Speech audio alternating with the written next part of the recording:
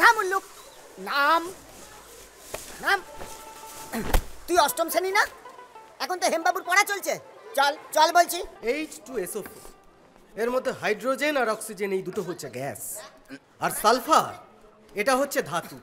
এই hydrogen, oxygen এবং sulphur এই তিনে মিলে তৈরি হয়েছে।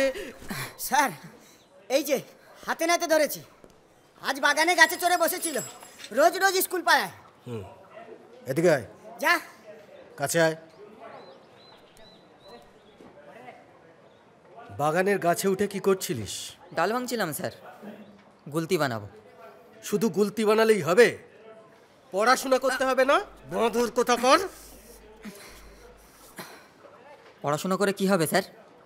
তার থেকে একটা ভালো গুলতি বানালে তাই দিয়ে সাহেব মারা যাবে। সাহেব মারবি কেন? ওরা যে আমাদের মারে,